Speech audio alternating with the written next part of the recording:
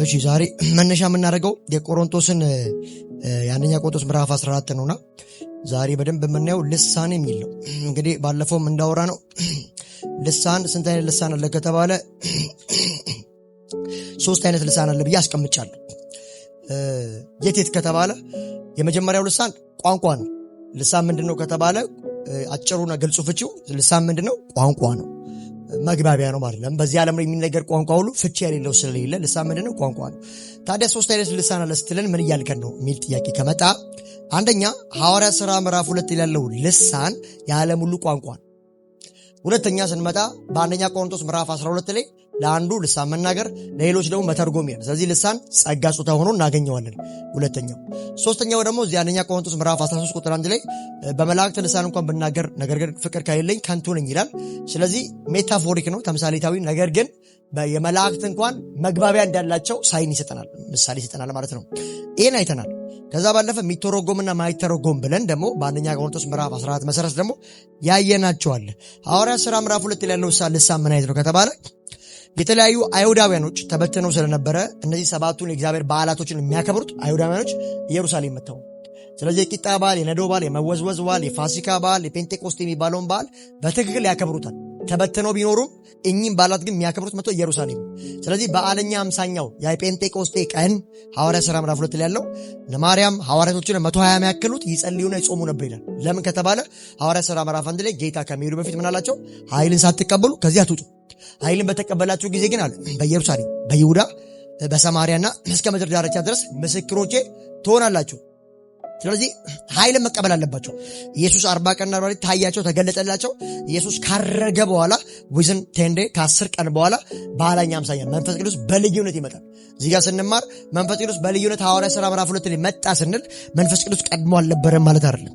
በዘፍጥረት መጽሐፍ ምዕራፍ 1 ላይ የእግዚአብሔር መንፈስ በውኃ ላይ ሰፎ ነው ይላል። ስለዚህ የእግዚአብሔር መንፈስ ሐዋርያት ሥራ ምዕራፍ 2 ላይ የመጣው በልዩነት ነው እንጂ አልነበረም ማለት ነው። ኢትስ ዲቫይን መለኮት ነው። ከዘላለም የእግዚአብሔር መንፈስ ነበር። ኢየሱስ ክርስቶስም ከዘላለም የእግዚአብሔር ልጅ ነው። ልክ እንደዛው ነው የሥላሴ ትምህርት። ከዛ ባሻገር በብሉይ ኪዳን ዘመን መንፈስ ቅዱስ በነ ዳዊት፣ በሶምሶን፣ በመሳፍንቶች በሁሉም ላይ እየመጣ ስራውን እየሰራ ይሄድ ነበር። አዲስ ኪዳን ላይ ግን ጌታ ኢየሱስ ምን አለን? በዮሐንስ ወንጌል ምዕራፍ 14 መሰረት እኔ ብሄድ ይሻላችኋል፣ በአባቴ ቤት ብዙ መኖሪያ አለ፣ ስፍራ ላዘጋጅላችሁ እሄዳለሁ፣ ተመልሼ እኔ ባለሁበት እንድትሆኑ መጥቼ ወስዳችኋለሁ። ስለዚህ ስፍራ ሊያዘጋጅልን ሄደና እኔ ብሄድ ይሻላል ሲል ከአብ ዘንድ ምልክላችሁ ምን አለ? መንፈስ ቅዱስ አለ። እሱ ደግሞ ከእናንተ ጋር ለዘላለም ይኖራል። ስለዚህ መንፈስ ቅዱስ በአዲስ ኪዳን በልዩነት ለዘላለም በእኛ ውስጥ ሊኖር መጥቷል። ኢየሱስ ጌታ ነው። ጌታዊ እናመሰግናለን። ብሉይ ኪዳን ላይ የትኛውም አባቶች ጋር መንፈስ ቅዱስ ሲመጣ ስራውን ይሰራና ፐርፐዝሊ ስራውን ከሰራ በኋላ ይሄዳል። ለሚፈልጋቸው ዓላማ ብቻ ነው ይመጣ። በአዲስ ኪዳን ላይ ግን በክርስቶስ የሆኑ የዳኑ የእግዚአብሔር ልጆች ለሆኑት በመንፈስ ቅዱስ ማተብ ታትማቸዋል። ኤፌሶን ምዕራፍ 1 ላይ መንፈስ ቅዱስ ደግሞ የርስታችን መያዣን ይላል ነው። በዚህ ፊልጵስዩስ ምዕራፍ 1 ሲናገር በእናንተ ውስጥ መልካሙን ስራ የጀመረ እግዚአብሔር እስከ ፍጻሜ እንደሚያደርስ እናውቃል ይላል። ስለዚህ እኛ የመንፈስ ቅዱስ ምን ሆናል? ማደሪያ ሆናል። ቆሮንቶስ ምዕራፍ 6 ሲናገር እናንተ አታውቁም የክርስቶስ ኢየሱስ ቤተ መቅደስ ናችሁ፣ የእግዚአብሔር ማደሪያ ናችሁ። ስለዚህ ይሄን ማደሪያ አድርጓል ጌታ እግዚአብሔር። ኢየሱስ ጌታ ነው። ለምንድን ነው ከተባለ እግዚአብሔር በሐዋርያት ሥራ ምዕራፍ 2 ሲናገር እነ ጴጥሮስ ሰው በሰራ ውስጥ አልኖርም አለ። በብሉይ ኪዳን ውስጥ እኮ በአይሁድ በተሰጠው በቴምፕሉ በመገናኛ ድንኳን ውስጥ ማለትም ለሙሴ በተሰጠው በዛ በኩል እግዚአብሔር ከነሱ ጋር ረን ያደርግ ነበር፣ ይገኝ ነበር። አሁን ግን አዲስ ኪዳን ላይ ሰው በሰራው አልኖርም ማለት ኦኬ ሲባል ራሴ በርስ ሰራሁት። እንግዲህ ሰው የተፈጠረው በመልኩና በአምሳያው ነው። ዘፍጥረት ምዕራፍ 1 ስታነቡት ምዕራፍ 2 ምን ይላል? ሰው ኑ እንውረድ በመልካችን በአምሳያችን ሰውን እንፍጠር አለ። ስለዚህ ሰው በማን ምሳሌና አምሳሌ የተፈጠረው ሲባል በእግዚአብሔር። አሁን በቃል ያልኖርም አለና ራሴ በሰራሁት አለ አድራለሁ አለ። ይሄ እግዚአብሔር መብት ነው። ኢየሱስ ጌታ ነው። ስለዚህ መንፈስ ቅዱስ ሲመጣ ለዘላለም በእኛ ውስጥ ሊኖር መጥቷል ማለት ነው። ስለዚህ ሐዋርያት ሥራ ምዕራፍ 2 ላይ ያለው ልሳን የዓለም ሁሉ ቋንቋ ነው። የዓለም ሁሉ ቋንቋ ነው። ለምን ካላችሁ በሮም፣ በኢላሜጥ፣ በተለያዩ 10 የሚያክሉ ሀገራት የነበሩ ሰዎች ናቸው እዚህ ጋር የሚያወሩት። ሐዋርያት ሥራ ምዕራፍ 2 ቁጥር 9 ጀምሮ ከ8 ጀምሮ ታዲያ እያንዳንዳችን በተወለድንበት በራሳችን ቋንቋ ሲናገሩ የምንሰማቸው እንዴት ቢሆን ነው? እኛ የጳርቴና፣ የሜድ፣ የኢላሜጥ ሰዎች በሜሶጶታሚያ፣ በይሁዳ፣ በቀጳዶቅያ፣ በጳንጦስ፣ በእስያ፣ በፍርግያ፣ በጵንፍልምያ፣ በግብፅ፣ በቀሬና አጠገብ ባሉት በሊቢያ አውራጃ የምንኖር ከሮም የመጣን አይሁዲና ወደ ይሁዲነት የገባን የቀርጤስ የአረብ ሰዎች ስንሆን ሰዎቹ የእግዚአብሔርን ታላቅ ሥራ በየቋንቋችን ሲናገሩ እንሰማቸዋለን። እነዚህ እነ ጴጥሮስ ልክ ባለኛም መንፈስ ቅዱስ በሁሉ ላይ እንደመጣ ቤቱን ሞላው ይላል። በእነሱ ላይ ልሳን ተቀመጠ፣ በመንፈስ ቅዱስ ተሞሉ፣ በስራቸው ልሳን ተናገሩ ይላል። ልክ ሲወጡ ግን በተለያየ ቋንቋ መናገር ጀመሩ። ስለዚህ ሐዋርያት ሥራ ምዕራፍ 2 ላይ ያለው ልሳን ምንድን ሲባል የዓለም ሁሉ ቋንቋ ነው። ይኸው እዚህ ጋር እንዳለ በፍርግርግያ፣ በጵንፍልምያ፣ በቀሬና፣ በሮም በእነዚህ ቋንቋ የተናገሩ። ስለዚህ የሚተረጎም ማይተረጎም አይደለም። እዚህ ጋር ያለው የተናገሩት ራሱ በሌላ ሀገር ቋንቋ ነው። ስለዚህ ልሳን ምን ብለን ጀምረናል? ልሳን ቋንቋ ነው። ሐዋርያት ሥራ ምዕራፍ 2 ላይ ያለው ግን የዓለም ቋንቋ ነው የተናገሩት። ሰዎቹም የእግዚአብሔርን ታላቅ ሥራ እንዴት በገዛ ሀገራችን በተወለድንበት ይናገራሉ እስኪገረሙ ድረስ። ለምን ሲባል እነ ጴጥሮስና ሐዋርያቶቹ ሁሉ የገሊላ ሰዎች ናቸው። የተማሩ አይደሉም፣ አናቃቸውም። ሰክረው ነው ጠጥተው ነው በጠዋቱ 3 ሰዓት ብለው እንኳን ከፊሎቹ ሙር ሲይዙባቸው ሲያላግጡባቸው ነበር። ሌሎቹ ደግሞ አምኖ 3000 የሚያክሉ ሰዎች ሲቀበሉት ያላችሁ። የቀሩት ደግሞ ያው እግዚአብሔር የቀረውን አይሁድ ሮሜ ምዕራፍ 9 10 ስታነቡት ከፊሎቹ በድንዳኔ እንዳለፉና ከፊሎቹ ደግሞ በመጀመሪያው ሴንቸሪ 3000 እስከ ይሁዳ መጨረሻ እስከ ሐዋርያት ሥራ ምዕራፍ 7 መጨረሻ ድረስ የተወሰኑት አክቹአሊ እዚህ ጋር 3000 ከዛ 4-5 ላይ ብዙ ሴቶች ወንዶች ተጨመሩ እያለ ብዙ አይሁዳውያኖች ግን ጌታን ተቀብለዋል። በዚህ አጋጣሚ ያን እያለ ሄድና ወደ አንደኛ ቆሮንቶስ ምዕራፍ 12 ስንሄድ ሁለተኛ ያልኳችሁ ልሳን የጸጋ ስጦታ ነው። አሁን ሰዎች በጌታ ሆነው አማኝ ሆነው ልሳን ላይ ይናገሩ ይችላሉ። ለምን ከተባለ ልሳን የመናገርም ጸጋ የሚሰጣቸው ክርስቲያኖች አሉ፣ ደግሞም የመተርጎም የሚሰጣቸው አሉ። ስለዚህ ሁሉም በልሳን መናገር ግዴታ አይደል። ጀመር ልሳን መናገር የመዳን ምልክት ነው የሚል ትምህርት የለም። ኢየሱስ ጌታ ነው። ይኸው እንደዚህ ይላል አንደኛ ቆሮንቶስ ምዕራፍ 12 ቁጥር 10 ለእያንዳንዱ ታምራትን የማድረግ ለሌላው ትንቢትን የመናገር ለሌላው ደግሞ መናፍስትን የመለየት ለአንዱ በልዩ ልዩ ልሳን የመናገር ምፈልገው ይሄን ነው። ለሌላው ደግሞ በልዩ ልዩ ልሳን የተነገረውን የመተርጎም ስጦታ ይሰጠዋል። ስለዚህ ልሳን ምንድነው? አንደኛ ቆሮንቶስ ምዕራፍ 12 ስጦታ ነው። ለአንዳንዶቹ ምን ልሳንን በመናገር ለአንዳንዶቹ ደግሞ እዛው ለክርስቲያኖች መተርጎም ይሰጣል። ስለዚህ በቤተ ክርስቲያን ውስጥ ጸጋ ነው። ለአንዱ መናገር ለአንዱ መተርጎም ይሰጠነዋል ብሎ ይነግረናል። ቅድም ሶስተኛ ያልኳችሁ ደግሞ እዚህ አንደኛ ቆሮንቶስ ምዕራፍ 13 ቁጥር 1 ላይ በሰዎችና በመላእክት ልሳን ብናገር ፍቅር ግን ከሌለኝ እንደሚጮህ ናስ ወይም እንደሚንሿሿ ጽናጽል ይላል። ምን እያለ ነው ስንል ሜታፎሪክ ነው፣ ተምሳሌታዊ ነው። ይሄ ነው የመላእክት ቋንቋ እያለን አይደለም። ግን መላእክት ራሱ የሚነጋገሩበት ቋንቋ አላቸው ብሎ በሜታፎር ያስቀምጧል። ግን ምንድነው ሲባል መላእክት የሚባቡበት ምን አለ? ልሳን ብሎታል። ስለዚህ አናቆም፣ ሜታፎሪክ ተምሳሌታዊ ነው፣ ግን አለ መግባቢያ ያላቸው። ልሳን ምን ብለን ተነስተናል? ቋንቋ ነው ከሚለው ስለተነሳ ዛሬ በደንብ የምናየው 14ን አንደኛ ቆሮንቶስ ምዕራፍ 14ን ከመንካታችን በፊት ማርቆስ ወንጌል ምዕራፍ 16 ላይ የሚያምኑትን እነዚህ ምልክቶች ይከተላቸዋል ካለ በኋላ በስሜ አጋንንት ያወጣሉ፣ እባብ እንኳን በእጃቸው ይይዛሉ፣ የሚገድል መርዝ እንኳን ቢጠጡ አይገላቸውም፣ በደዌ እጃቸው ይጭናሉ ይፈወሳሉ፣ በአዲስ ቋንቋም ይናገራሉ። ምልክት ደግሞ በማርቆስ ወንጌል ምዕራፍ 16 መሰረት ልሳን ይናገራሉ። ልክ ሰዎች ሲያምኑ በአዲስ ቋንቋ ሊናገሩ ይችላሉ። ያ ማለት ሁሉም ያመኑ ሰዎች በልሳን ይናገራሉ ማለት አይደለም። ግን እንደ ምልክትነት ሰዎች ጌታን ሲቀበሉ በአዲስ ቋንቋ ሊናገሩ ይችላሉ። ለምን 12 ላይ ስንመጣ እዚህ አንደኛ ቆሮንቶስ ጸጋ እንደሆነ አይተናል። ለአንዱ መተርጎም ለአንዱ መናገር ስለሆነ ከዛ እዚህ ጋር በደንብ አርቲኩሌት አድርገን የምናወራው 14 ላይ ፍቅርን ተከታተሉ፣ መንፈሳዊ ስጦታን በተለይ ትንቢት የመናገር ስጦታን በብርቱ ፈልጉ ካለም በኋላ በልሳን የሚናገር አለ ለእግዚአብሔር እንጂ ለሰው አይናገርምና ሚስጥር የሆነው በመንፈስ ስለሚናገር የሚረዳ የለም።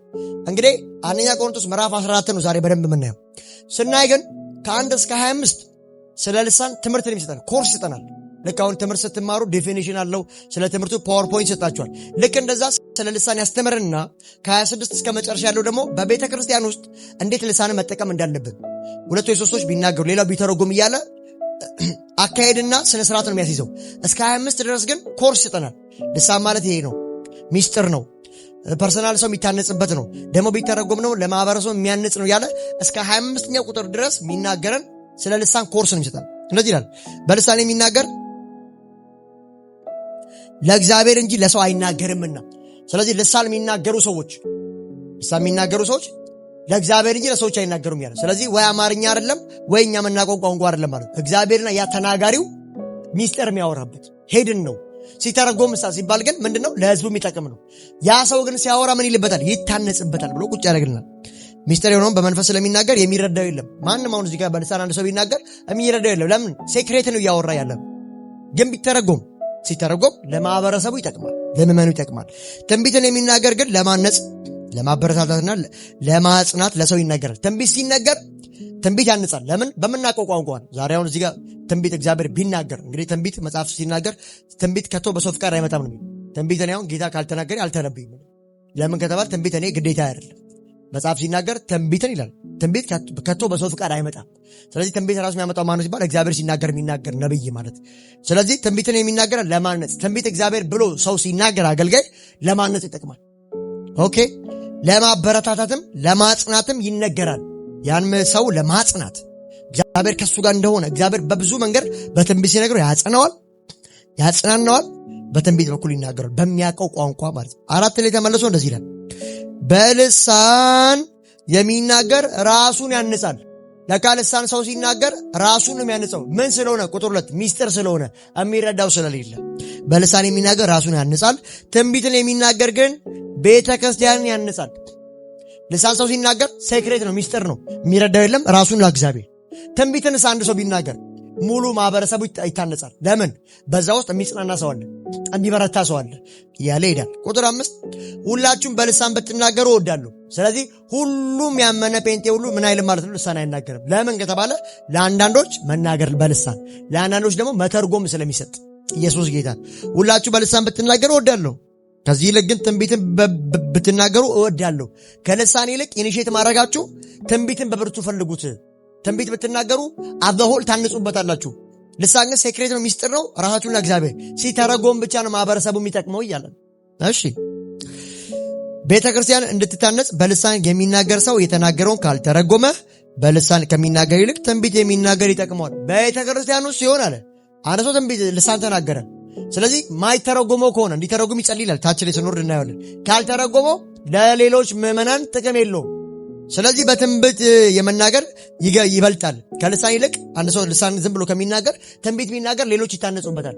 ነገር ግን ብቻ በልሳን ብቻ ከሆነ ካልተተረጎመ ለሌሎች ስለማይጠቅም በትንቢት መናገር ይበልጣል ብሎ ያስቀምጥና ቁጥር 6 እንዲህም ወንድሞች ሆይ አለ ወደ እናንተ በመጣበት ጊዜ በመግለጥ ወይም በእውቀት ወይም በትንቢት ወይም በትምህርት ካልነገርኳችሁ በልሳን ብናገር ምን ጠቅማችኋለሁ? በእውቀት ካልነገርኳችሁ፣ በትምህርት ካላስተማርኳችሁ፣ በልሳን ብቻ በነገራችሁ ምንም አልጠቅማችሁ። ኦኬ፣ ልሳን ራሱ ሲተረጎም ነው ፐርፐዝ ያለው ለመመኑ የሚጠቅመው። እሺ፣ እንደ ዋሽንትና እንደ በገና ያሉ ሕይወት የሌላቸው ነገሮች እንኳን የድምፅ ቃና ልዩነት ከሌላቸው ዜማዎች እንዴት ማወቅ ይቻላል? ዋሽንትና በገና ራሱ ዋሽንት ሲነፋ በገና ሲደረደር ነው ድምፁ የሚወጣው። ስለዚህ ዋሽንትና በገና በራሱ ድምፅ ካልመጣለት ትርጉም የለውም። ልሳንም ልክ እንደዚሁ ነው። ተናጋሪ ብቻ ሳይሆን የተናገረው እንዲጸልይ ተርጉም፣ ይጸልይና ይተርጉም። ወር ደግሞ ተናጋሪ ጸጋ ስለሆነ የመተርጎም ጸጋ ያለው ሰው ደግሞ ያልሳ ምን ይበል ይተርጉም እያለ ይሄዳል። ኢየሱስ ጌታ ነው።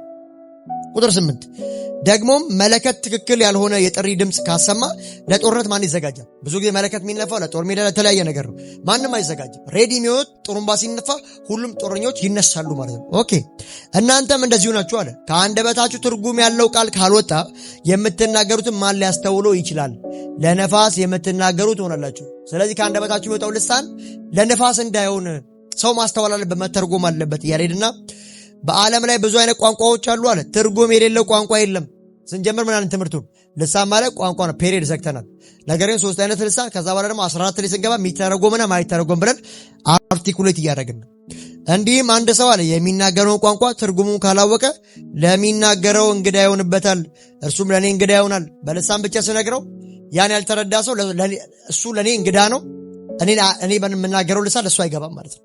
እሺ፣ እናንተም እንዲሆናችሁ መንፈሳዊ ስጦታን ለማግኘት የምትሹ በመሆናችሁ ቤተ ክርስቲያን የምትታነጽበትን ስጦታ ለማግኘት ይበልጥ ፈልጉ።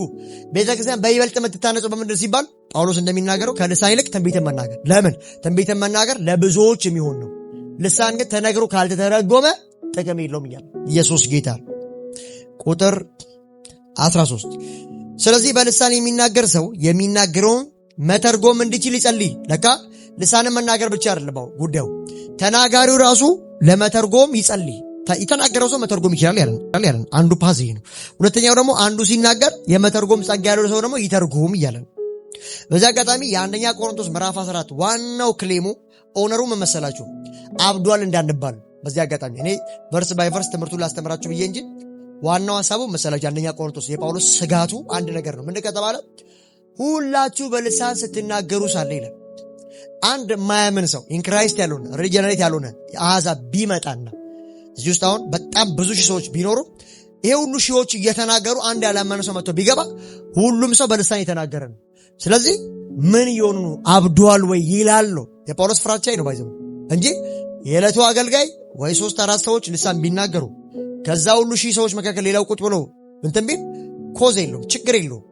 ለመሰላችሁ ሁላችሁ ነው ያለው። ሁሉ እስካልተናገረ ድረስ ማመን ሰው እንኳን ቢመጣ አብዷል አይልም። ለምን ከተባለ ቁጥር 22 ላይ ስንደርስ ልሳን ይላል ለማያምኑት ምልክት ነው፣ ለሚያምኑ ግን ትንቢት። ስለዚህ 1000 ምዕመን ባለበት ቤተክርስቲያን ውስጥ 1000ዎቹ የተናገሩ ሌላ የማያምን ሰው ካለ የዛኔ አብዷል ያስብላል።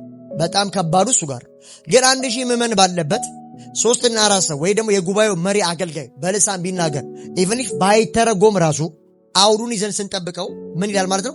አብዷል አያስብልም። ለምን ከተባለ ልሳን አንድ መተርጎም አለበት። ባይተረጎም ደግሞ ሁሉም አያውሩ እንጂ ምልክት ነው ያለ ነው። ቁጥር 22 ላይ እንደዚህ ነው የሚናገረው። ቁጥር 22 ላይ ይኸው፣ ስለዚህ በልሳን መናገር ለማያምኑ የሚሆን ምልክት ነው እንጂ ለሚያምኑ አይደለም። ስለዚህ ልሳን ሳይን አለው ማለት ነው። ልክ ነው። በልሳን ብናገር ከዚህ ሁሉ ሰዎች መካከል ያላመነ ሰው ይመጣ፣ ሌሎቹ ዝም ብሎ ነው ያሉት፣ እኔ ብቻ የምናገረው ለዚህ ሰው ምልክት ነው ያለ ነው ኢየሱስ ጌታ። ምን ሲባል የሚያውቀው ቋንቋ አይደለም፣ አዲስ ቋንቋ ነው። እግዚአብሔር ከሱ ጋር አለ ብሎ ያስባል፣ ምልክት ይሆናል እያለ ነው። ግን እሱ ሁሉ እስካወሩ ኖ አይቻልም። እሱ አብዷል የሚያስብል ክሌም ያለ ነው። መጨረሻ ላይ ሲዘጋ 39 ላይ መሪዎች ምን አላቸው? በልሳን መናገርን አትከልክሉ። አይከለክልም። በጣም አካሄዱን ስነ ስርዓቱ ማስያዝ እንጂ ሁሉም በልሳን ጀምሮ እስኪጨርሱ የቆሮንቶሶች ችግራቸው ይሄ ነበር። ሁሉም ከጀመሩ ፕሮግራም ጀምሮ እስኪያደርግ ድረስ ሁሉም በልሳን ተናጋሪ ነው፣ የሚረባበሹ ናቸው። ያ አይደለም አሁን እየሆነ ያለው። ስለዚህ ወደ 14 እንመለስ። በልሳን በምንጸልይበት ጊዜ መንፈሴ ይጸልያል፣ አእምሮዬ ግን ያለ ፍሬ ነው። ታዲያ ምን ማድረግ አለብኝ? በመንፈሴ እጸልያለሁ፣ በአእምሮዬ ደግሞ እጸልያለሁ። በመንፈስ እዘምራለሁ፣ በአእምሮዬ ደግሞ እዘምራለሁ። እንዲህማ ካልሆነ እግዚአብሔርን በመንፈሴ በምታመሰግንበት ጊዜ ለነገሩ እንግዳ የሆነ ሰው አንተ የምትናገረውን ካልተረዳ እንዴት አድርገው ለምስጋና አሜን ሊል ይችላል? በመንፈሴ እጸልያለሁ ማለት በልሳን እጸልያለሁ ያለ። በልሳን እጸልይ ካልተተረጎመለት ያ ሰው አንተ ለምትናገረው ልሳን እንግዳ ይሆናል ካለው 17 ላይ አንተ በሚገባ ታመሰግን ይሆናል። በልሳን ስንጸልይ በሚገባ እያመሰገንን ነው፣ ተነክተናል፣ ኢምፕረስ ተደርገናል። ሌላው ሰው ግን አይታነጽበትም። ለምን? ሴክሬት ነው፣ ሚስጥር ነው ብሎናል። ያ ሰው ኢንዲቪጁዋል ከእግዚአብሔር ጋር ያወራን ይታነጽበታል። ያስ ካልተተረጎመ ሌላው ሰው ምንድነው? እግዚአብሔርን አመሰግናለሁ። የቆሮንቶስ ሰዎች መንፈሳዊ ነገር ልሳን ምናም ሲሉ ኖ አለ፣ ከእናንተ በላይ አለ እኔ በልሳን እናገራለሁ አለ። ነገር ግን አለ በቤተ ክርስቲያን ውስጥ አለ ሌሎችን ለማስተማር 10,000 ቃላት በልሳን ከመናገር ይልቅ አለ 5 ቃላት በአእምሮዬ ብናገር ይሻላል። ልሳን መናገር ለማሰናከል ከሆነ ሁሉም ልሳንን ተናግረው መረባበሽና ሌሎች ሲመጣው አብዷል ምናስብል ከሆነ አለ ሁሉም ቀርቷል። 5 ቃላት ብቻ ኢየሱስ ጌታ ነው የሚለው መናገር ሰዎች ይታነጹበታል፣ መረባበሽ ካለ። ስለዚህ እልፍ ከእናንተ እናገራለሁ ካለ በኋላ ወንድሞች ሆይ ይላል በአስተሳሰባችሁ ሕፃናት አትሆኑ፣ ለክፉ ነገር ሕፃናት ሁኑ፣ በአስተሳሰባችሁ ግን ጎልማሶች ሁኑ። በሕግም እንዲህ ተብሎ ተጽፏል፣ ቋንቋቸው እንግዳ በሆነ ሰዎች በባዕዳን አንደበት ለዚህ ሕዝብ እናገራለሁ፣ ይህም ሆኖ አይሰሙኝም ይላል ጌታ። ቁጥር 22 ደርሻለሁ። ልሳን አንድ ፐርፐዝ አለው። ሁሉም አይናገሩ እንጂ አንድ ሰው 2 ሰው ቢናገር በእርግጥ መነግራችሁ ባይተረጎም ራሱ ምንም ችግር የለውም። ለምን ካላችሁኝ የጳውሎስ የአንደኛ ቆሮንቶስ መረዳቱ ምንድነው ሲባል ሁሉም ከተናገረ 1000 ሰው ካለ አንድ ቸርች ውስጥ ሁሉም ሲናገር ያላመነ ሰው ከመጣ አብዷል ያስብላል። ከዛ ውጭ ግን ያላመነ ሰው እንኳን ብቻ መጥቶ አይደለም፣ ሁሉም ያመኑ እንኳን ቢሆን ተናጋሪ ያለ ተርጓሚ ያለ ሲነገር ይተርጎም። ካልተተረጎመ ግን ምዕመኑ አይታነጽበትም፣ ራሱ ከእግዚአብሔር ብቻ ያወራል እያለ ያስቀምጥና ስለዚህ በልሳን መናገር ለማያምኑ የሚሆን ምልክት ነው እንጂ ለሚያምኑ አይደለም። ስለዚህ ልሳን ስንናገር እኛ ያመኑ ሰዎች በጌታ የሆኑ ሰዎች ለነሱ ምንድን ምልክት የሚሆኑ ያውቃሉ፣ ከእግዚአብሔር ጋር እያወራው እንዳለ ሚስጥር እያወራው እንዳለ። አያችሁ፣ ላመነ ሰው ልሳን ምልክት ሊሆን አይችልም። ትንቢት ግን ለሚያምን ሰው ምልክት ነው። ልሳን ሲባል ለማያምን ሰው ቋንቋውን ለማያውቅ በጌታ ላልሆነ ሰው ቢመጣ ያን ልሳን ያየውና አዲስ ቋንቋ ነው የሚሆነው ለህይወቱ አይቶት ማያውቀው። ስለዚህ እግዚአብሔር ከሱ ጋር አለ የሚል ሳይን ያገኛል ብሎ ያስቀምጣል። ለምን ሲል ለማያምኑ የሚሆን ምልክት ነው። አሁን እዚህ ያላምኑ ሰዎች ቢመጡ እኔ የተናገርኩ ልሳን እኔ ብቻ ሁሉም ዝም ብሎ እኔ ብቻ ባወራ ለዛ ሰው ምልክት ነው እያለ ባይተረጎም ራሱ ለሱ ምልክት ይሆናል። ሁሉም ካወሩ ግን ምን ይሆናል? ለዛ ሰው ራሱ መልሶ ምን ይሆናል ማለት ነው? አብዷል ያስብልናል ማለት ነው። ኢየሱስ ጌታ። ትንቢት ግን ለሚያምኑ እንጂ ለማያምኑ አይደለም። ቁጥር 23 ላይ እንግዲህ የቤተ ክርስቲያን ምዕመናን በአንድነት በተሰባሰቡበት ሁሉም በልሳን በመናገር ላይ ሳሉ ይላል። ዋናው ይሄ ነው የምፈልገው። የቤተ ክርስቲያን ምዕመናን በአንድነት በተሰባሰቡበት ሁሉም በልሳን በመናገር ላይ ሳሉ እንግዶች ወይም የማያምኑ ሰዎች ወደ ጉባኤ ቢገቡ አብደዋል ይሏቸዋል። ሁሉም በልሳን ቢናገሩ አንድ ቸርች ውስጥ 1000 ሰው ካለ 1000 ሙሉ በልሳን የተናገረ የማያምን ሰው ቢመጣ አለ አብደዋሉ። ምን ሆነው እነዚህ ሰዎች ይሏቸዋል። አሁን የጳውሎስ ትልቁ ምንድነው? የቆሮንቶስ ምዕራፍ 14 የልሳን ጉዳይ ሲባል አብደዋል እንዳትባሉ፣ ሁላችሁም በልሳን አትናገሩ። ታዲያ ጥቅም አለው ልሳን? አዎ 22 ለማያምን ደግሞ ምልክት ነው። እነማን ሲናገሩ? ሁሉም ካልተናገሩ የተወሰኑ ሰዎች ቢናገሩ እንደ ምልክትነት ያገለግላል። ከዛ ባለፈስ ተናጋሪም አለ፣ ጸጋ ነው። ተርጓሚም አለ። ሲናገር ተርጓሚ ይዘጋጃል። ኢየሱስ ጌታ ነው። ከዛ ውጭ ደግሞ ተናጋሪው ራሱ ደግሞ አለ እንዲተረጉም ይጸልይ። ልሳን ጳውሎስ የተናገረበት ሜንሽን ይሄ ብቻ። ግን አንዳንዶች ስለ ልሳን ያላቸው ፐርስፔክሽን ጥሩ ምስል አልሆነ። ተናጋሪም ተርጓሚም እነሱ ቸርች ስለሌሉ ቶታሊ ልሳንን ጸጋ ሱታን ከቤተክርስቲያን ገፍቶ የማውጣት ጉዳይ አለ። አሁን ስነ ስርዓት እናስይዘው እንኳን ቢባል ስለ ልሳን ኦኬ ጸጋ ነው። ተናጋሪም አለ ጸጋ፣ ተርጓሚም አለ። ሁለቱንም አመጣ ጸጋ ስለሆነ እግዚአብሔር ጸጋ ገፍቶ ከቤተክርስቲያን ማውጣት አስፈላጊ አይደለም። ስለዚህ ለተርጓሚም ለተናጋሪም እድል መስጠት አስፈላጊ እንጂ ሳልተተረጎመ አትናገር በሚል ብቻ ከቤተክርስቲያን ልሳን አውጥቶ ማስኬ ይሄ በጣም ከባድ ኃጢአት ነው። እንደ ኃጢአት ነው የምቆጥረው። ኢየሱስ ጌታ። ለምን ሲባል ጸጋ ነው። ለአንዱ መናፍስትን ታምራትን ማድረግ ሐዋርያ ነብይ አስተማሪ እንደሚለው 12 ላይ ሲመጣ ለአንዳንዶች በልሳን መናገር ልሳን መናገር ለካምድ ሲባል ጸጋ ስጦታ ነው። መተርጎሙ ደግሞ ልክ እንደዛ ጸጋ ስጦታ ነው። 24 ነገር ግን ሁሉም በትንቢት በመናገር ሳሉ አለ እንግዳ ወይም የማያምን ሰው ቢገባ በሁሉ ይወቀሳል፣ በሁሉ ይመረመራል። በልሳን ሲናገር ምልክት ይሆንለታል። በትንቢት ሲሆን ግን በሁሉ ይወቀስና እግዚአብሔር መገለጥን አመጥቶ ከዛ በኋላ ደግሞ እንደሚወቀስና ድጋሚ ደግሞ እግዚአብሔር መልእክት እንኳን በትንቢት ውስጥ ቢያመጣለት የዚህ ሰው ውስጥ የተሰወረው ነገር ወጥቶ እንደሚወቀስ በሁሉ እንደሚመረመር ያሳየናል ማለት ነው። 25 ላይ በልቡ የተሰወረው ነገር ይገልጣል ትንቢት ከሆነ። ልሳን ግን የተሰወረውን ሰው የሚገልጠው ምልክት ነው ለዛ ሰው የሚሰጠው ላላመነው ሰው። ትንቢት ቢሆን ግን በትንቢት በኩል እግዚአብሔር ሊናገረው ይችላል ለዛ ሰው። እሺ በልቡ የተሰወረው ነገር ይገልጣል በትንቢት መልእክት ሊመጣለት ይችላል ለዛ ሰው። እንዲሁም እግዚአብሔር በእርግጥ በመካከላችሁ ነው በማለት መልእክቶቹ ሰምቶት ማያውቀው ሰው በትንቢት ቢናገረው ስለ ሕይወቱ እግዚአብሔር ከእናንተ ጋር በማለት በግንባሩ ተደፍቶ ለእግዚአብሔር ይሰግዳል። ስለዚህ አንደኛ ቆሮንቶስ ከልሳን ይልቅ ትንቢት ይበልጣል እያለ ነው። ስለ ልሳን ግን አጠቃቀም ምን አለ መጀመሪያ ሚስጥር ነው፣ ፐርሰናል ሰው የሚያወራው ነው። ከዛ በኋላ ደግሞ ራሱ ተናጋሪው ለመጸለይ ለመተርጎም ይጸልይ ይለናል። ከዛ ባለፈ ደግሞ 22 ላይ ስንመጣ ባይተረጎምም ሁሉም ካልተናገሩ ምን አለ ምልክት ነው ይለናል። ትንቢት ግን ከሱ የተሻለ ይወቅሳል፣ ለሰው መልእክት ያመጣል ብሎ ይነግረንና እስካሁን 25 ያየነው ትምህርት ነው፣ ኮርስ ነው የሰጠኋችሁ ስለ ልሳን። አሁን ቤተክርስቲያን ውስጥ እንዴት እናደርግ ደግሞ የሚል ነው። ወንድሞች ሆይ እንግዲህ ምን እንበል? በምትሰባሰቡበት ጊዜ እያንዳንዱ መዝሙር አለው፣ ትምህርት አለው፣ መገለጥ አለው፣ በልሳን መናገር አለው፣ መተርጎም አለው። ይህ ሁሉ ግን ለማነጽ ይሁን። በልሳን የሚናገር ቢኖር አለ አያችሁ፣ ቤተክርስቲያን ውስጥ በልሳን የሚናገር ቢኖር 2 ወይም ቢበዛ 3 በየተራ ይናገሩ። ኦኬ አሁን እየተከለከለ አይደለም። 2 3 ይናገሩ። ኦኬ ሌላው ደግሞ ይተርጉም። ጸጋ ስለሆነ ተናጋሪ ያለ 2 3 ይናገሩ። ሌሎች ደግሞ የተመተርጎም ጸጋ ያላቸው ሰዎች ይተርጉሙ። እሺ የሚተረጉም ሰው ከሌለ ግን አንድ ነገር ይሆናል። ከሌለ ግን በጉባኤው መካከል ዝም ይበልና ለራሱና ለእግዚአብሔር ይናገር። ያ ማለት አያውራ አይደለም። ድምፁን አጩሆ አያውራ፣ ጸጥ ይበልና ለራሱና ለእግዚአብሔር ልሳኑ ይናገር። ለምን? ሚስጥር ስለሆነ ያ ሰው ፐርሰናሊ ስለሚታነጽበት። ከዛ ስለ ነብይ ያወራና 39 ላይ እንሂድ። 39 ላይ እንደዚህ ይላል። ስለዚህ ወንድሞች ሆይ ትንቢትን ለመናገር በብርቱ ፈልጉ፣ በልሳን መናገርንም አትከልክሉ። ነገር ግን ሁሉም በአግባቡና በስነ ስርዓት ይሁን። ቶታሊ ልሳንን ከቤተክርስቲያን ያወጡ ሰዎች እነዚህ ሰዎች አሮጋንቶች ናቸው። የእግዚአብሔር የጸጋ አገልግሎት ላይ የመንፈስ ቅዱስ ስራን የማይቀበሉ ናቸው። አንዳንዶች ባይዘው ቢሆንስ ልንገራችሁ፣ ማርቆስ ወንጌል ምዕራፍ 16ን አይቀበሉትም። አጋንንት ማውጣት፣ በደዌ መፈወስ፣ በልሳን መናገር ቢቱን ማይቀበሉ ጴንጤ ውስጥ ራሱ በጣም ብዙ አሉ። እነዚህም በጣም ነው ዲፌንድ የምናደርጋቸው። ባይዘው ይሄ አማናዊ ቃል ነው። መንፈስ ቅዱስን ከቤተክርስቲያን አወጥቶ ስላሴን ማስተማር አይቻልም። ሆሊ ጎስት ኢትስ ዲቫይን መለኮት ነው። መንፈስ ቅዱስ ደግሞ አይምሮ ላይ ያለ ዕውቀት ብቻ አይደለም። ዛሬ ሲሰራ ምናየው ነው፣ ሲፈውስ ምናየው ደግሞ ሽባ ሲተረተር ምናየው ነው። ከዛ ባለፈ ደግሞ ልሳንንም ቢሆን የመንፈስ ቅዱስ ስጦታ ነው። ቤተክርስቲያን ተማርኮ ምርኮን የሰጠ ነው። ስለዚህ እነዚህን ነገሮች ቶታሊ ማስቆም ከእግዚአብሔር ጋር እንደ መጋጨት ነው። ጉዳዩ ማስቆም አይደለም። በስነ ስርዓት በቤተ ክርስቲያን ውስጥ ማስኬር ነው። ልሳንንም ትንቢትንም የትኛውም የጸጋ አገልግሎቶችን እንጂ ቶታሊ ከቸርች አውጥቶ ሰይጣንን መቃወም አውጥቶ ልሳንን መናገር አስቆሞ ኤቭሪ ነገሮች ማድረግ ይሄ አስቸጋሪ ነው። ከራሱ ከመጽሐፍ ቅዱስ ጋር መጣላት ስለሚሆን ነው። ስለዚህ ዛሬ ምን ተማርን? ዛሬ ምን ተማርን? ሶስት አይነት ልሳን አለ።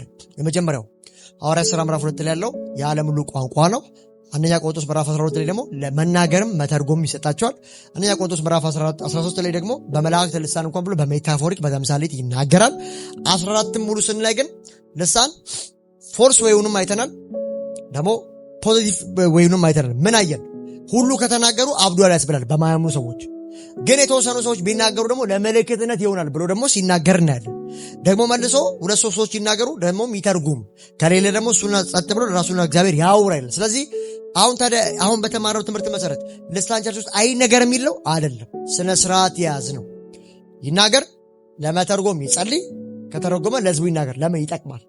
ካልተተረጎመ ደግሞ ጸጥ ይበላል፣ ለራሱና ለእግዚአብሔር ያውራ። ሌላው ሳይድ ደግሞ ሁሉም ካወሩ አብዷል ያስብላል ባላመኑ ሰዎች፣ ጉባኤ ቢመጣ ባላመነ ሰው። ሶስተኛው ጥቅሙ ደግሞ ምንድነው? አንዱ ሲባል ለማያምን ሰው ልሳን አንድ ሰው ቢናገር ሁሉም ሳይናገሩ አንድ ሰው ብቻ ቸርች ውስጥ ሁለት ሰው ቢናገር እንደ ምልክትነት ያገለግላል። ስለዚህ ልክ ያ ሰው ሲመጣ 1000 ሰው ባለበት ያላመነ ሰው ቢመጣ 900 ምናምን ሰዎች ቁጭ ብለዋል አርፈው። ስለዚህ እነሱን እያየን መድረክ ላይ ያለው ሰውዬ በልሳን የተናገረ ነው፣ እሱ ብቻ ነው የሚያወራው፣ ሌላው ጸጥ ብሏል። ስለዚህ ምንም አብዷል የሚያስብል ጉዳይ የለም፣ እንደ ምልክትነት ያገለግላል ብሎ ደግሞ እዚህ ጋር ይናገራል። ስለዚህ ልሳንን በዚህ መልኩ መረዳት ጥሩ ነው። ቅድም ያልኳችሁ ሌላ ጊዜ ሄድበታለሁ። 5 ደቂቃ ያክል ግን የሆነ ነገር ልበላችሁ ስለ ምልጃ ነው። 5 አይነት ምልጃዎች አሉ። የመጀመሪያው የክርስቶስ ኢየሱስ ምልጃ ነው። ሁለተኛው መንፈስ ቅዱስ ያማልዳል፣ በደንብ የምናየው ነው። ሶስተኛ ስለ አማኞች ስላላመኑ ሰዎች ይማልዳሉ በመጽሐፍ ቅዱስ። አራተኛው ስለ ቅዱሳን ምልጃ ነው። አምስተኛው ደግሞ አማኞች ስለ ራሳቸው ይማልዳሉ። ይህን ስፔሲፊካሊ የመጀመሪያውን ለማየት ሮሜ ምዕራፍ 8:34 ላይ ምን ይላል? የሞተው ይልቁንም ከሙታን የተነሳው በአብ ዘንድ ያለው ስለኛ ይማልደው ክርስቶስ ኢየሱስ። ስለዚህ ኢየሱስ ምን ተብሏል ማለት ነው? አማላጅ። ዕብራውያን ምዕራፍ 7:25 ምን ይላል? ዘወትር ስለነሱ ሊያማልድ ወደ ሰማይ መቅደስ ገባ ይላል። አንደኛ ጢሞቴዎስ ምዕራፍ 2:5 ላይ አንድ እግዚአብሔር አለና በሰውና በእግዚአብሔር መካከል አንድ አለ፣ እሱም ሰው የሆነው ኢየሱስ ክርስቶስ ነው። ኢየሱስ መካከለኛ ነው፣ አማላጅ ነው። በዚህ አያሻማም። ስለዚህ የኢየሱስ ክርስቶስ ምልጃ ታዲያ አሁን ከምትላቸው 4ቱ ምልጃዎች ጋር አንድ ነው? ኖ እሱ ኦነር ነው፣ መስተካከያ የሌለው ነው፣ የደም የሆነ ክህነት ነው፣ ምልጃ ነው። ነው ዕብራውያን ምዕራፍ 8 ሲናገር የምንነግራችሁ ዋና ነገር ይሄ ነው፣ በሰማያት በግርማ ያለፈ ታላቅ ሊቀ ካህናት ይላል። በግርማው ቀን የተቀመጠ የጨረሰ። ሁለተኛው ሲባል ሮሜ ምዕራፍ 8 ቁጥር 26 ላይ እንዴት እንደምንጸልይ አናውቅም ይላል። እንዴት እንደምንጸልይ አናውቅም፣ መንፈስ ቅዱስ ግን በእኛ ውስጥ በማይነገር መቃተት በእኛ ውስጥ ሆኖ ይቃታ ይላል። ላንብበው 26 ሮሜ ምዕራፍ 8:26 እንዲሁም ደግሞ መንፈስ ድካማችን ያግዛል፣ እንዴት መጸለይ እንደሚገባን አናውቅም፣ መንፈስ ቅዱስ በቃላት ሊነገር በማይችል መቃተት ለኛ ይማልድልናል። ስለዚህ መልጃም ይላል። መልጃ ምንድነው ፍቺው ሲባል ማስታረቅ ወይ መለመን። ታዲያ የኢየሱስ ክርስቶስ መልጃ መለመን ነው የሚል ጥያቄ ከነሳ አይደለም። ኢየሱስ አሁን አብጋ ሆኖ አብቀኝ አይደለም፣ በአብቀኝ ተቀምጧል። እንደዚህ አቦ እያለ አይደለም የሚለምን። ኢየሱስ አማላጅ ነው ብለን ስናስተምር በደም የሆነ ምልጃ ኢየሱስ ጌታ። ለምን ካላችሁ በዮሐንስ ወንጌል ምዕራፍ 16 መሰረት እኔ ከዚህ በኋላ ስለእናንተ መለምን አይምሰላችሁ አላቸው ደቀ መዛሙርቶች። ኢየሱስ አይለምንም። አሁን በዚህ ፈራጅ ነው ማለት መለኮት ነው፣ ፍጹም ሰው ፍጹም አምላክ ነው። ስለዚህ አብን ሳይሆን የሚለምነው የዛኔ ቀራንዮ በደም በፈሰሰው ደም፣ በዛ ደም በኩል ይታይልናል። ኢየሱስ ጌታ ነው። ደሙን ነው አብ የሚያየው። የምንታረቀው በደሙ በኩል እንጂ አሁን ሊትራሊ እኔ አሁን እዚህ ለአንድ ሰው ብጸልይ እየማለድኩ ነው ማለት መለመን መጸለይ ስለሆነ ልክ እኔ እንደምጸልየው ከአብ ጋር ለኢንተርፕሬቴሽን የሚያደርገው በዛኔ በጎልጎታ ላይ በፈሰሰው በደም በኩል ይማልድናል። ኢየሱስ ጌታ ነው። ስለዚህ አሁን በኦርቶዶክስ ተዋሕዶ በካቶሊክ ውስጥ ያሉት ስለ ኢየሱስ ክርስቶስ ምልጃ ሲነግሯችሁ ኢየሱስ እኮ አሁን ይሏቸዋል ፈራጅ ብቻ ነው ማለትም አምላክነት ሰውነቱ ውጧል ብሎ የሚሉ የሚያምኑ ስላሉ፣ አምላክነትና መለኮት ግን አልተዋወጠም። ፍጹም ሰው ፍጹም አምላክ ነው፣ አሁንም ዋንስ ፎሬቨር የሚቀጥለው። ስለዚህ በሰውነቱ ይማልዳል፣ በአምላክነቱ ይፈርዳል። ምን ነው ኢየሱስ ፈራጅ ነው? አዎ ይፈርዳል። ኢትስ ዲቫይን አምላክ ነው። ባይ ዲፎልት ደግሞ ኢየሱስ ምንድነው? ፍጹም ሰው ነው። ስለዚህ በሰውነቱ ምን ይላል? ይማልዳል። በሰውነቱ ስንል ግን አሁን የለመነ ኖ የዛኔ በፈሰሰው በቀራኔው ደም በኩል ይማልድናል።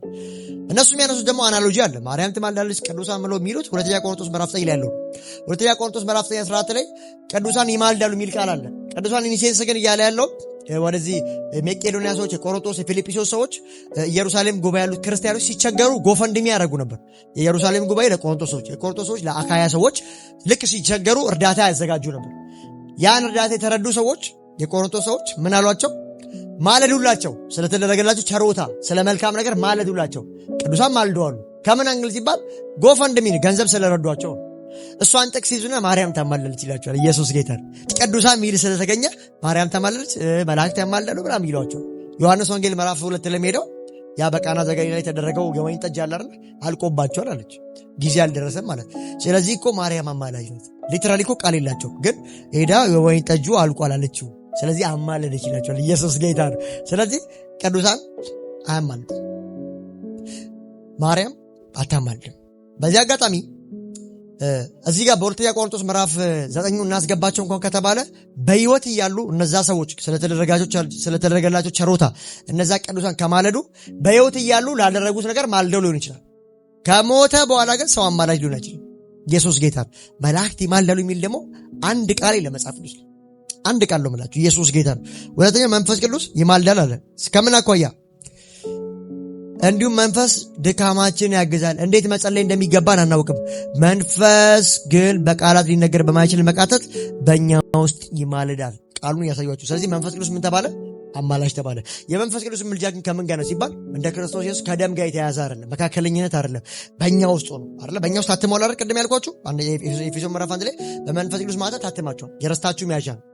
ሁለተኛ ቆሮንቶስ ምዕራፍ 6 ሲናገረው እናንተ የሕያው እግዚአብሔር ቤተ መቅደስ ናችሁ። ስለዚህ በእኛ ውስጥ ሆኖ መንፈስ ቅዱስ ይማልዳል የሚል ፍቺ አለው። ሶስተኛው አማኞች ላላመኑ ሰዎች የሚማሉት ምልጃ አለ። እዚህ አንደኛ ጢሞቴዎስ ምዕራፍ 2 ቁጥር 1 ላይ እንደዚህ ይላል፣ እንዲሁም አስቀድማችሁ ልመናን፣ ጸሎት፣ ምልጃና ምስጋና ለሰዎች ሁሉ፣ ለነገስታት፣ ለባለስልጣናት ሁሉ እንዲደረግ አሳስባለሁ። ምልጃ የሚል ቃል ለማን ሲባል ለሰዎች ሁሉ፣ ለነገስታት፣ ለባለስልጣናት፣ እኛ አማኞች ለሰዎች እንድንማልድ መጽሐፍ ቅዱስ ይናገራል። ሶስተኛው ምልጃ እኛ ለሰዎች፣ ለነገስታት፣ ለባለስልጣናት፣ ለሌሎች የምንማልደው ምልጃ እንደሆነ ይናገራል። ከዛ ባለፈው ሁለተኛ ቆሮንቶስ ምዕራፍ 5 ላይ የሚናገረው ንግግር አለ። ዓለምን ከእግዚአብሔር ጋር ታረቁ ምንልበት የማማለድ አገልግሎት አለ። ሁለተኛ ቆሮንቶስ ምዕራፍ 5 ቁጥር 18 ጀምሮ እንደዚህ ይላል፣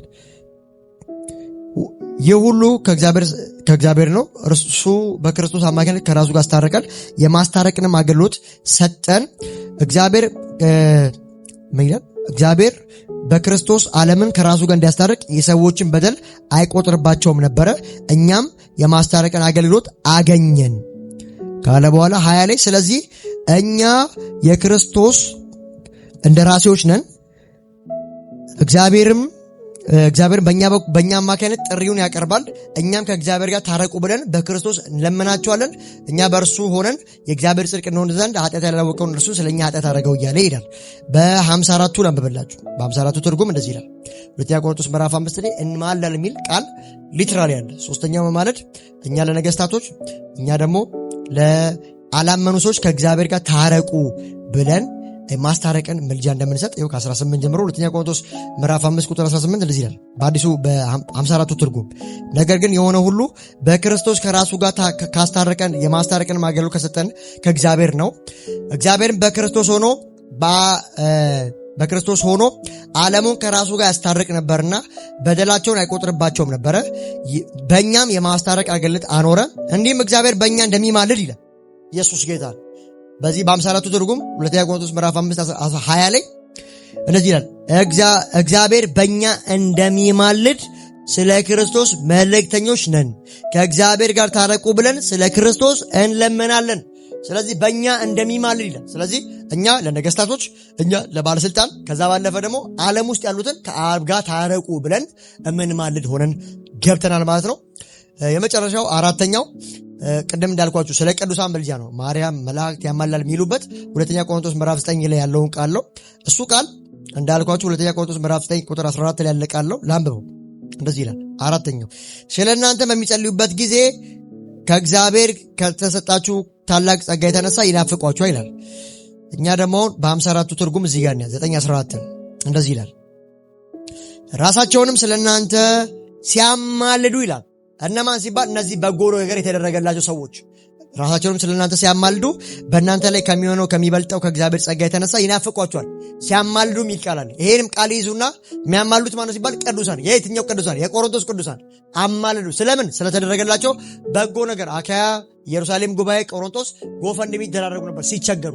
ከዛ እንግል የተደረገላቸው ሰዎች ስለተደረገላቸው ነገር ይማልዱ ነበር። መማለድ ምን ማለት ነው? መለመን ስለሆነ ይህን ጥቅስ ይዞ ማርያም ተማለለች፣ ቅዱሳን ተማለለች ይላሉ። ነገር ግን እዚህ ጋር ስለተደረገ ጎፈንድሚና መልካም ነገር ነው ምልጃ የሚናገር። የመጨረሻው እዚህ ፊልጵስዩስ ምዕራፍ 4 ላይ አማኞች ለአማኞች ይማልዳሉ ለራሳቸው። ቁጥር 6 ላይ እንደዚህ ይላል፣ በነገር ሁሉ በጸሎትና በመልጃ ከምስጋናም ጋር ልመናችሁን በእግዚአብሔር ፊት አቅርቡ እንጂ ስለ ማንኛውም ነገር አትጨነቁ። ስለዚህ ምን እያለን ነው? በጸሎትና በመልጃ ራሳችሁ ለራሳችሁ ትማልዳላችሁ፣ ኢኒሴንስ ትለምናላችሁ እያለን ነው ማለት ነው። ኢየሱስ ጌታ ነው። ምልጃ የሚለውን 5 አይተናል። የመጀመሪያው ስለ ኢየሱስ ክርስቶስ ምልጃ አይተናል። ሮሜ ምዕራፍ 8 ላይ፣ ዕብራውያን 7:25፣ አንደኛ ጢሞቴዎስ ምዕራፍ 2:5 ስለ መንፈስ ቅዱስ ምልጃ አይተናል። ሮሜ ምዕራፍ 8 ቁጥር 26 ላይ ስለ አማኞች ስላላመኑ ሰዎች ምልጃና ስላላመኑ ሰዎች ስለ ነገስታት፣ ስለ ባለስልጣናት መጸለይን መለመን አይተናል። አራተኛ ስለ ቅዱሳን ምልጃ ሁለተኛ ቆሮንቶስ ምዕራፍ 9 ቁጥር 14 ላይ አይተናል። አምስተኛ አማኞች ስለ ራሳችን ምንማልደው ምልጃ በፊልጵስዩስ ምዕራፍ 4 ቁጥር 6 መሰረት አይተናል ማለት። ዛሬ የተማረው ትምህርት ከሞላ ጎደል ይሄን ይመስላል። ስለ ልሳንና 5 አይነት ምልጃዎች አሉ ሚል ትምህርት ተምረናል ማለት ነው። ተባረኩ። ኢየሱስ ጌታ ነው።